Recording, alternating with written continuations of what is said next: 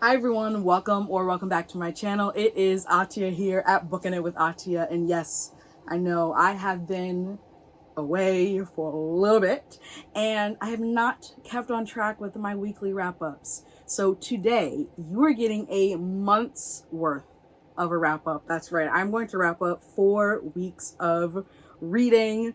I had a little bit of like a mini cold, but it really was just a really bad allergy attack, and it left me with barely a voice. And if you can kind of hear, I'm still not 100% back to having my voice back, but I am well enough to film a video. So here we are. Before we get started, I wanted to remind you to make sure that you are subscribed and that you have hit the notification bell so you are notified every time I upload a new video. I also want to say that I relaunched my Bonfire shop, so you can get all the bookish merch with more designs on the way. That is linked down below, as well as my Patreon, my Kofi, my Pango book storefront where you can shop my shelves, as well as all of my social media links and my Discord server.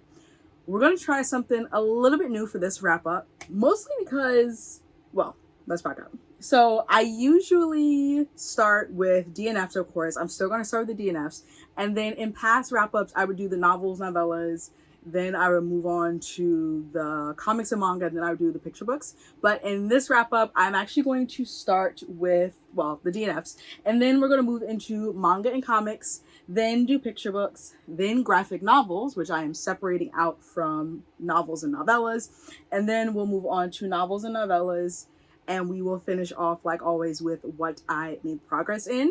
Because there's so many titles to talk about, I'm also going to organize the manga and comics as well as the novels and novellas by genre. And I'm also not going to talk very much at all about the comics, manga, and picture books. So those just be like rapid fire telling you what I read, because, well, this is 4 weeks of reading. Most of this wrap up is most of June, and I am participating in the Amazing Readathon, so a lot of reading got done, and I don't even have my full voice back, so I don't want to lose it because I'm talking too much in a video. Starting out with the DNFs, I DNF'd 2 books in these 4 weeks. The first one being The Lotus Palace by Jeannie Lin. I talk about this briefly in a video that will be coming your way soon, where I talk about my experience reading during Kindle Mayhem. But basically, I got to 54% in this book and realized that I did not care enough to continue. The romance was not romancing and the mystery was barely there, and I was forcing myself to read it, and I was just like, I don't have to, so I put it down. The next one is going to be Flipping Boxcars by Cedric the Entertainer. This one is an interesting one because I got to 85%, and I realized that I had no clue what was actually going on. I read the 4 book club. I got to 85% for the last book club meeting, and I didn't care that I was being spoiled. And after the book club meeting, I was like, yeah, I have no urge to continue. I had 1 hour left in the audiobook, y'all. And I was just like, I can't do it. I was not invested in what was happening, and I was so confused for most of the book. The thing about it is, like, I liked the gritty nature of the book. I liked the funny nature of the book. If Cedric the Entertainer were to put out another novel like this one in terms of tone and writing style, I might pick it up, but it would have to be much sharper and clearer writing for me to care and understand. So there was that. Now, jumping into the manga and comics. This is going to be rapid fire. Rapid fire, okay? And again, we're going to do this by genre. So in terms of fantasy and sci-fi manga, I read Tokyo Ghoul Volume 4 and gave it 4 stars. Tokyo Ghoul Volume 5, gave it 3.5 stars. Inspector Volume 4, 3.75 stars. Inspector Volume 5, 4 stars. Inspector Volume 6, 4.5 stars. Monstrous Volumes 1 and 2 both got 5 stars. Sora and the House of Monsters Volume 2, 4 stars. Quinn-Credible Volume 2, 5 stars. One Piece Volume 3, 4 stars. One Piece Volume 4, 3.5 stars. Platinum End Volumes 9 and 10 both got 4 stars. My Hero Academia Volume 3, 4 stars. Noragami Stray God Volume 5, 5 stars. Noragami Stray God Volume 6, 4.5 stars. Pluto Volume 1, 5 stars. Attack on Titan Volume 2, 5 stars. Dinosaur Sanctuary Volumes 1 and 2, 5 stars. Then in terms of romance manga, The Ice Guy and the Cool Girl Volume 4, 4 stars. Wotakoi Love is Hard for Otaku Volume 2, 3.5 stars. Blue Flag Volume 1, 4 stars. A Sign of Affection Volume 3, 5 stars. Insomniacs After School Volume 1, 5 stars. She Loves to Cook and She Loves to Eat Volume 2, 4 stars. Then we have contemporary manga, Nana Volume 2, 4 stars. Food Wars Volumes 2, 3, and 4, 4 stars. Sweetness and Lightning Volume 1, 4 stars. And Boys Run the Riot Volume 4, 4.5 stars. Then closing it out with horror manga, Blood on the Tracks Volume 15, 5 stars. And Parasite Volume 1, 4.5 stars. So I started quite a few manga, continued my journey in quite a few manga. I think, well, I was going to tell you what my favorite manga is, but that will happen in my June recap. Then in terms of picture books, I read The Perfect Sushi, Look How Much I've Grown in Kindergarten, Evelyn Del Rey is Moving Away, Off the Wall, Boogie Boogie Y'all, The Heart Never Forgets, Go Forth and Tell, Just Like a Mama, Fish for Jimmy, Emile and the Field, Una, and Hey Wall. Now, in terms of graphic novels, I read 4 graphic novels in those 4 weeks. I think I read like 1 a week. I don't know how that worked. The first one being Who the F Cares by Huda Fahmy. This is the follow-up to Who the F Are You? And this one follows a hijabi Muslim girl, and we follow in Who the F Cares, we follow her and her family as they go on a trip to Disneyland, and she is really having to grapple with why she feels so uncomfortable being obviously Muslim, as she puts it, and out in public, whereas some of her sisters don't feel that way, and also how to sift through making friends with different people. I loved how the rocky sister relationships were dealt with, and I really do hope that we get more in the Who the F series because it's absolutely hilarious. And I ended up giving Who the F Cares 4 stars. Next up, we have Unhappy Camper. Boom, there we go. We have Unhappy Camper. This is a graphic novel that follows Michelle. I think she's like going to the 7th grade or something like that. And she ends up having to go to a Taiwanese culture camp. And yeah, she goes to a Taiwanese American summer camp with her older sister, and Michelle wants to fit in. That's all she wants to do, even if that means denying her heritage and denying her culture, whereas her sister is not like that. Her sister is fine, just like being who she wants to be and being who she is. And so I love the evolution of the sister relationship between Michelle and her big sister Claire, and the obvious dichotomy between the two. Michelle hates standing out, like I said, whereas Claire is fine being herself and having her own likes. And I really just thought that the artwork was super cute as well. There's a heavy importance on knowing who your friends are and being okay with not being friends with someone who obviously is not good for you. And I ended up giving Unhappy Camper 4 stars. Next up, we have If You'll Have Me by Uni. This is a super cute sapphic romance that follows two college-age students who happen to enter one another's orbit. They are like polar opposites. One of them is mousy and keeps to herself, whereas the other one is known to have multiple flings and very low commitment. I enjoyed the storyline, I enjoyed the artwork, and as well as both the romance and the friendships that were shown. And I ended up giving If You'll Have Me 4 stars. And we have The Tea Dragon Society by Kay O'Neill. This is actually a reread for me. I read this, either in 2019 or 2018.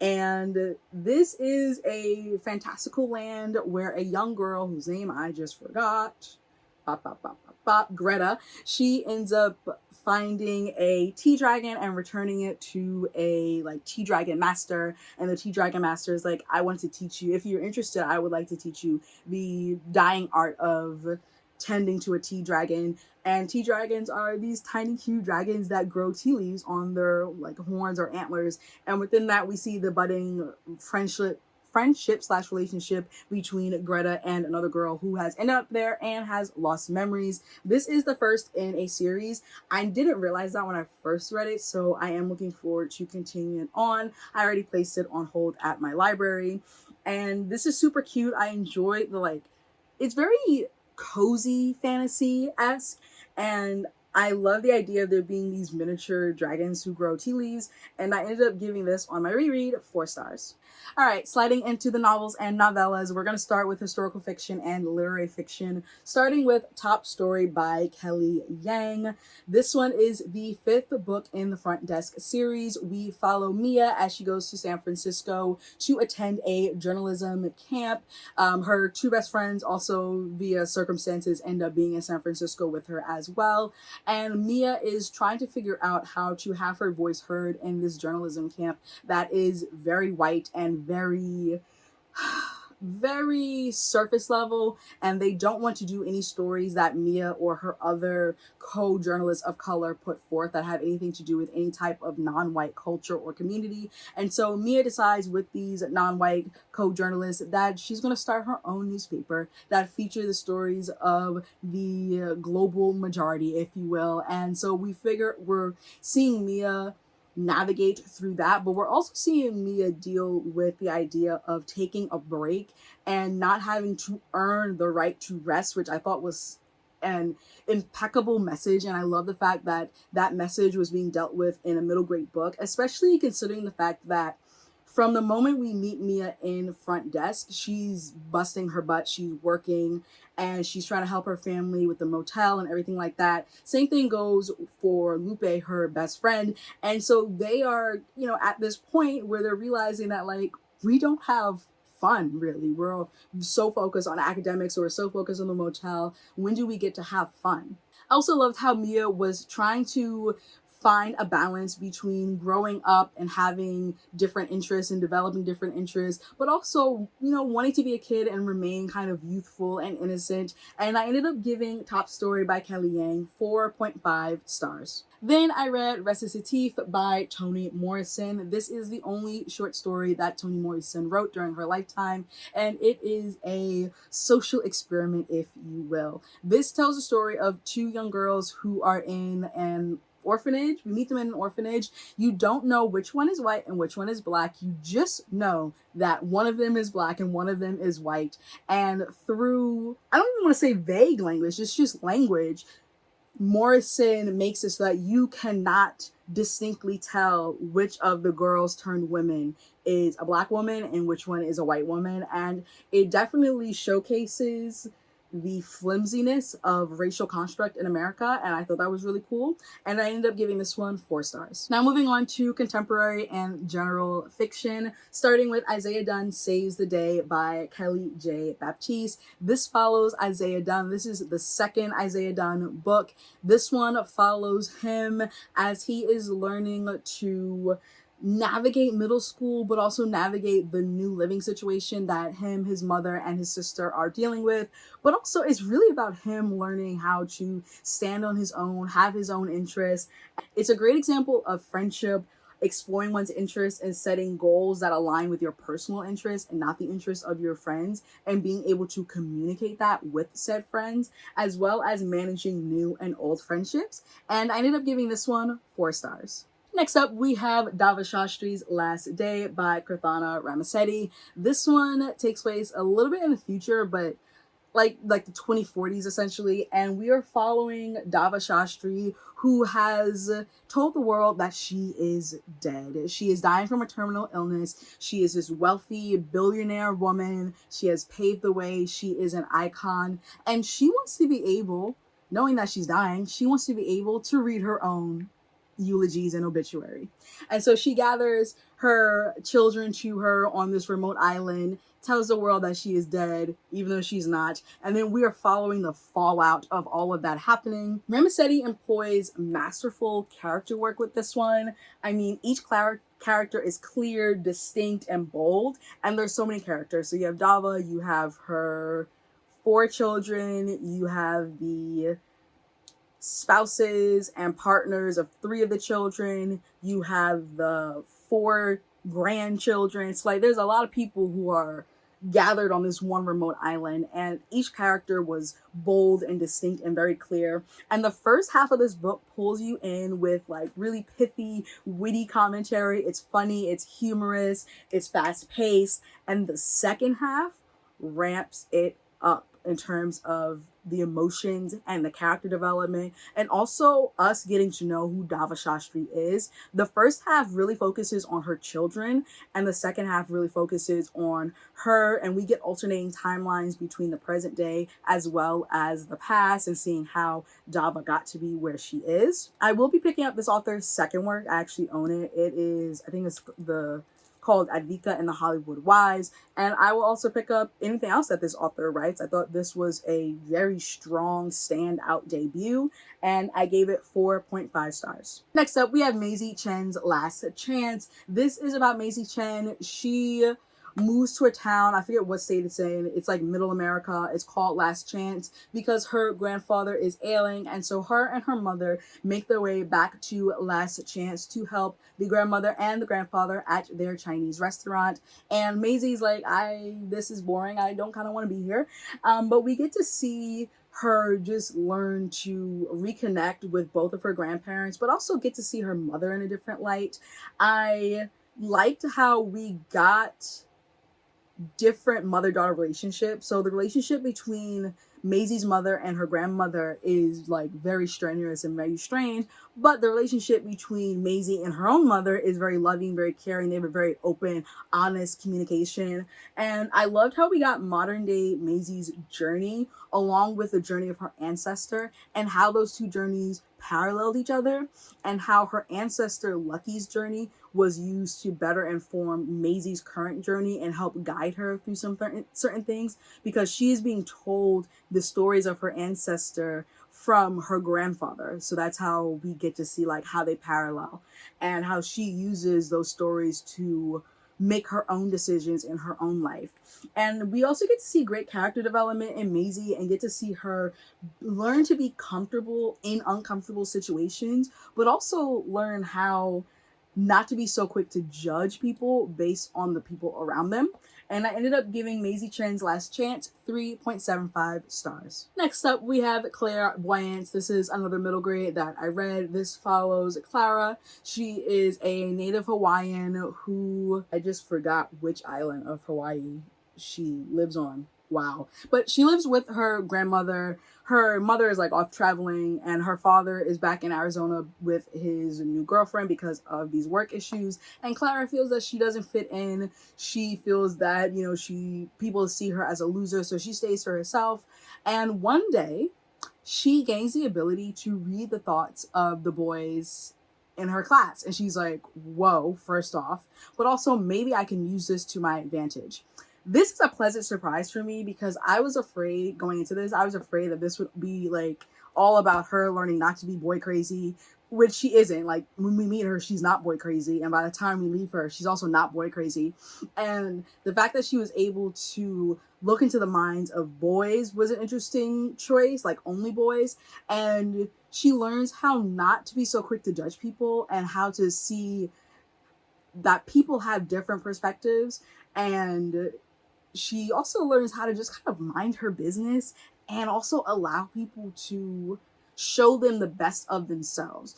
And it was a really great character development. I loved the blossoming relationship between Clara and her new friend who she meets on the bus, as well as Clara and her ex-best friend. And I ended up giving Clairvoyance 4.25 stars. Next up, we have another Kelly Yang book, New From Here. This takes place right before COVID-19 reached the United States. So I think we meet our characters around like January of 2020. And we have our character, Bo. He is energetic, and just his family describes him as being all over the place. They live in Hong Kong, China, but they are not from Hong Kong, like ethnically, if you will. His mother is from the China mainland, and his father is essentially a white man from California, and because of work, they ended up moving to Hong Kong. When COVID starts to spread in China, and they start to get some cases in Hong Kong, their family decides that Bo's mother, his two siblings, and him will move to their family home in California while the dad stays in Hong Kong for work reasons. And so we're following his journey, learning how to essentially adjust in America when he's also American. He has just lived and been schooled in Hong Kong. And it was just interesting, like this dichotomy of being an immigrant, but also not being an immigrant, and him and his younger sister, Nia? Yeah, I forgot the younger sister's name, but him and his younger sister, they favor the dad more, whereas his older brother favors their mother more. And so you get to see that dichotomy in how these children are treated out in public, because his older brother gets a lot of outwardly facing racism due to the fact, well, due to just like people being racist, but also it was ramped up because of COVID. And while the two younger siblings don't necessarily get that, they get some of it, but the older brother gets a lot of it. And we see a lot of character development in the older brother, even though he is a side character. And this also gives an interesting look at, or it gives just a look at how scary it must have been for children during a pandemic, and how it affected children and how they learned and interacted with each other. Because we have Bo, who doesn't like virtual learning, because that's what he was doing in Hong Kong. He doesn't like virtual learning. It doesn't work for him. Comes to America, he's in a classroom, and it's a different type of classroom that fits his needs. And then he has to go back to learning virtually, and how he was dreading that because it just did not work for him. This also does a great job at showing a neurodivergent 5th grade boy with ADHD trying to navigate, one, finding out about his diagnosis, and two, learning how to manage his ADHD while also making it work for him, and how to thrive and just exist in society. I appreciated the friendship between Bo and his new friend Chris, as well as the sibling dynamic between Bo and his older brother and his younger sister. And I ended up giving New from Here 4.5 stars. Now, moving on to the romance. I read 2 romances, the first one being Chaser by Therese M. Clark. This is about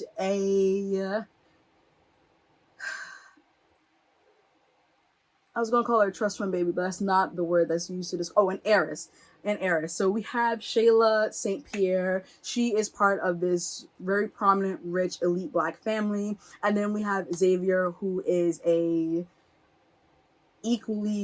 kind of equally wealthy Black rancher from a different state, and they know each other via a mutual friend. And Xavier is coming to, again, forgot the state, he's coming to the state where Shayla lives for some business opportunities, and he's like, hey, can you show me around? I have some business that I need to, like, you know how it goes. And then we see their relationship blossom from there. I love the character work in both Shayla and Xavier, and their ability to call each other out on their nonsense. There's also multiple plot lines outside of the romance that keep the pace and add to the suspense. And I ended up giving Chaser 4.5 stars. Next up, we have Maybe Next Time by Christina C. Jones. This is a novella that is a second chance romance between a married couple. The wife, is it? Yeah, the wife serves the husband divorce papers, and he's like, no. And she's like, yes. And so we're seeing them navigate getting back to each other and really digging to the root of what went wrong in their relationship. And I gave that one 4 stars. Now on to the only horror book that I read these past 4 weeks, The Undead Truth of Us by Brittany S. Lewis. This follows Zari, who has recently lost her mother within the past 4 months, and she's dealing with the fact that she's starting to see zombies. Yeah. She's unsure whether or not they are real or not, whether she's losing it or not. The only person she shares that she's seeing this with is her online best friend. And this is a fascinating, surrealist horror that looks at grief, it looks at self-presentation, as well as the complexities of love. And it keeps you on your toes with not knowing exactly what's real and what's in Zari's head, or if it's truly blended. And I plan to read more from this author.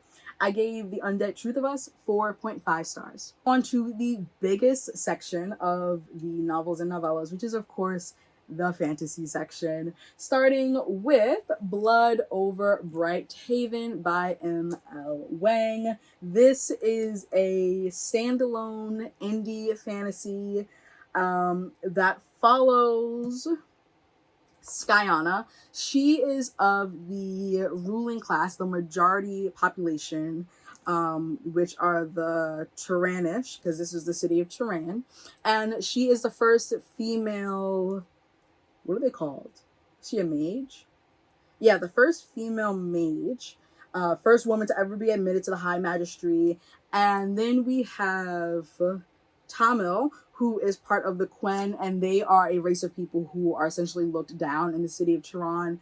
And this one has a very unique and interesting magic system that was a little bit confusing for that first half of the book, but there's enough intrigue and there's enough like pacing and character development that I kept reading to find out like what the heck is a magic system. And then once you do, when you begin to actually conceptualize it, it is quite mind-blowing and scary at the same time. This has descriptive writing that enables you to truly envision the world as well as the social system. I like the character journey of our two protagonists. I found that it was equally balanced, and I'm looking forward to reading more by M.L. Wang. I gave Blood Over Bright Haven 3.75 stars.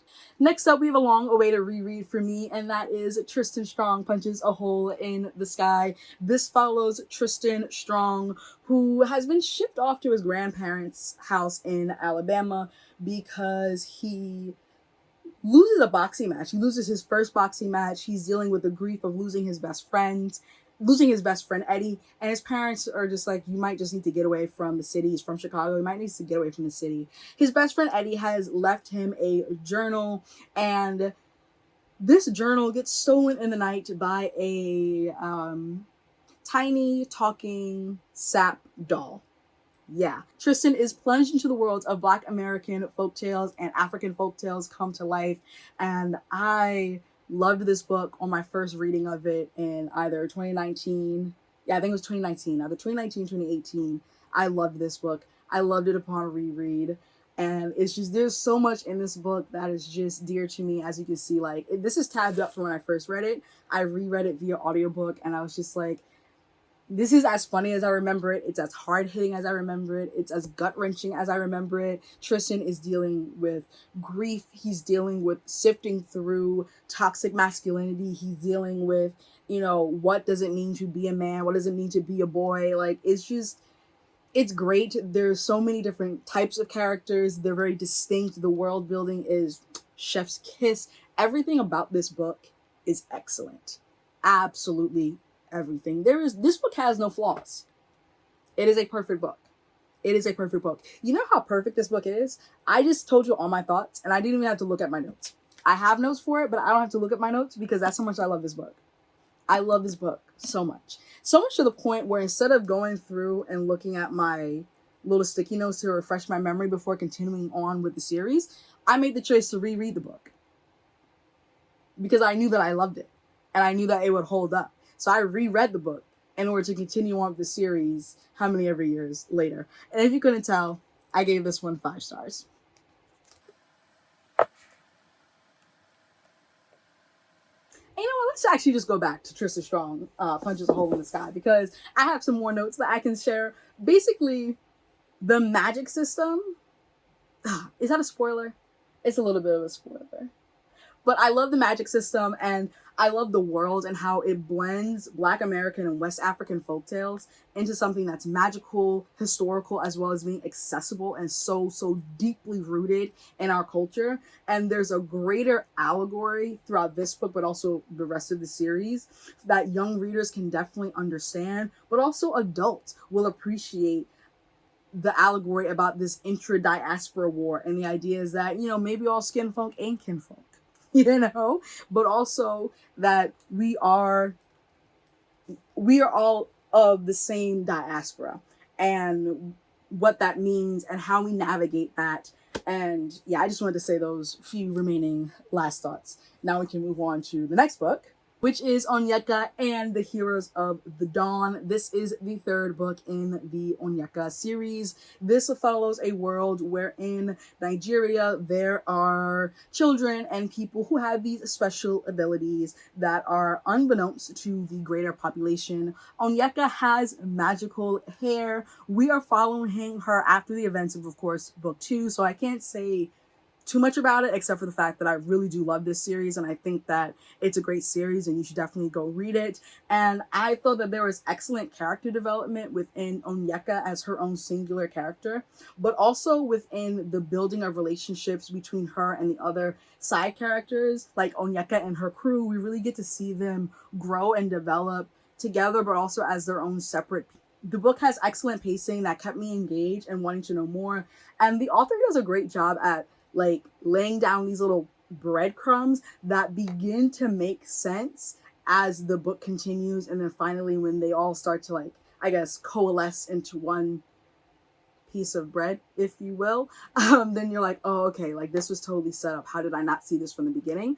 And I gave Onyeka and the Heroes of the Dawn 4 stars. Then we have Hamra and the Jungle of Memories by Hannah Alkov. This is another middle grade fantasy. We follow Hamra and she ends up disobeying her parents. Or no, not her parents, her grandparents. There's like, well, actually, it's her parents and her grandparents. They give her certain rules of like where to go and where not to go in this forest. And she's tired of feeling as if everything's falling on her shoulders. Her grandmother is dealing with Alzheimer's. Her grandfather is, not himself because he's watching his wife fade away, essentially.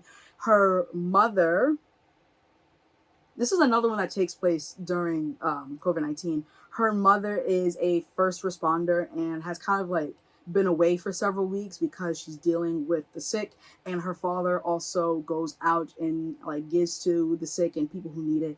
And so a lot of the household stuff is falling to her and she's tired of it. She goes to the forest, she breaks a bunch of rules. And then this tiger pops up out of nowhere and was like, hey, you owe me a favor. You took something of mine and I'll forgive you for that if you help me become a human again. And she's like, okay. And that sets her, this talking tiger, and her best friend off on this magical, mystical journey. And this felt like a storybook fairy tale with modern elements. I really enjoyed it. It was heartfelt and it was funny, and I gave it 4 stars. Okay, we are 3 from the end. Next up, we have Daughter of the Merciful Deep by Leslie Penelope. This one actually released during the month of June. This is my arc. This one came out June 4th. This is a historical fantasy that follows Jane Edwards. She has been mute for, I forget how many years it's been. Oh, she hasn't spoken since she was 11 years old. But she's like in her 20s, I think, when we meet her. Yeah, because it says that certain events stole her voice for half of her life. And the town that she in is historically Black. They live along a river. And so people come in and are like, hey, you guys all have to leave. We'll buy your property, but you have to leave because we're building a dam and we're going to flood this place. And even if you don't leave, you will be removed from your property. Which is a real thing that happened to several Black towns in America. And that is what this book was inspired by, was the happenings of that in American history. So it sounds like historical fiction, right? Why is it in the fantasy section? Because it's an historical fantasy. There is a fantastical element to it.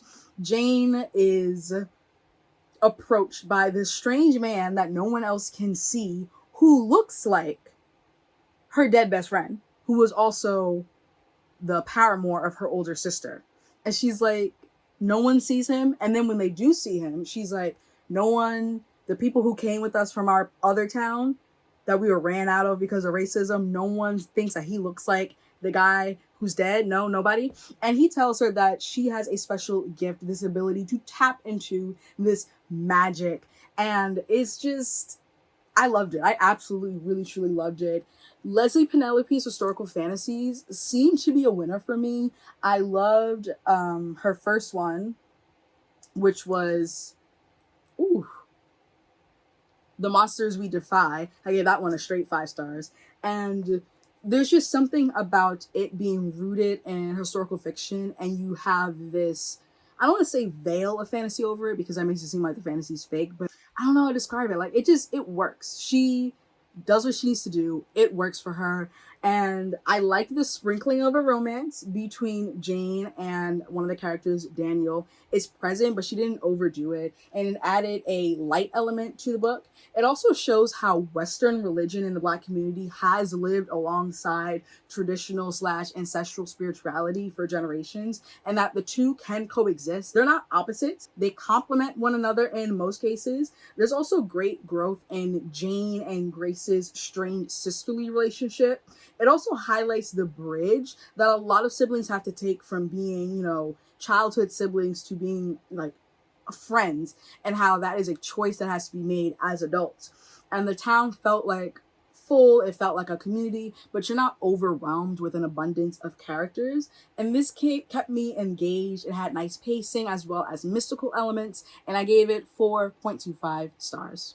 Next up, we have Bricks and Murder by Julia V. and Ken Babel. This is book 2 in the Seattle Slayers series. And in the Seattle Slayers series, just like a really brief overview, because again, this is book 2. We have Roxy, who is trying to become a vampire slayer.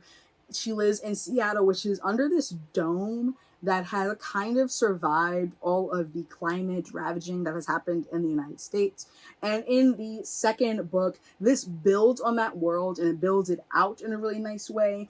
And it shows Roxy beginning to question all of the faith that she puts into the idea of the Slayers and their role in society. There's a twist towards the end that I wasn't expecting. I did not see it coming. And I'm looking forward to seeing how Roxy continues to grow and how the larger threat comes to play in the rest of the series. And I gave Bricks and Murder 3.75 stars. Then the last book in this wrap up is The Song of Wrath by Sarah Raleigh. I've been wanting to read this book for over a year. This is the second book in the Bones of Ruin trilogy. This follows Iris. When we meet her in the first book, she is a circus performer, trapeze dancer that cannot die. And in that first book, she is on a mission to find out, one, why can't she die, but also participate in a tournament of freaks. This, of course, takes place after the events of book 1, so that's all I'm going to leave you with. I highly suggest that you go and pick up the first book and then read the rest of the series. There was no sophomore book syndrome in sight. This book was absolutely excellent. We get a deeper expansion into Iris as a character. I appreciated that we got more of one of the side characters, Rin, and she's able to become a fully fleshed out character with these ambitions and these insecurities and these dreams. And this is along with her journey with Iris, wherever, that takes them.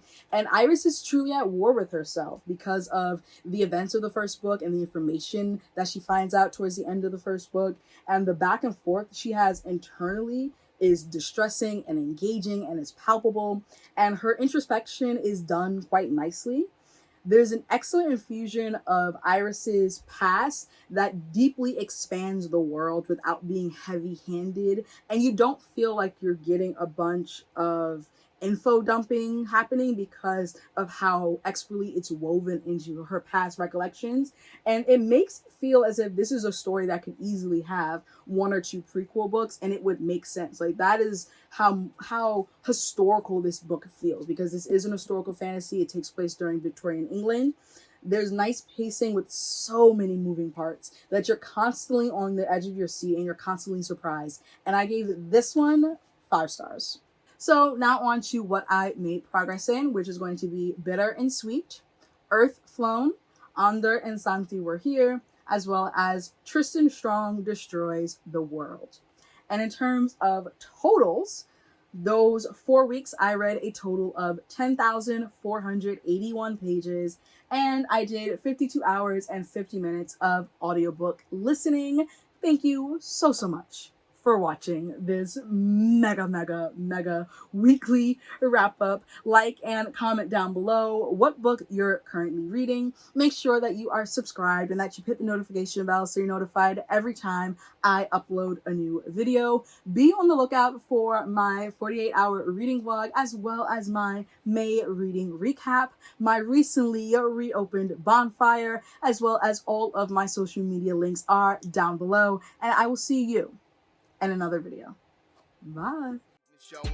I ain't living for the moment. I see what's mine and I want it. Hungry like a Pac-Man.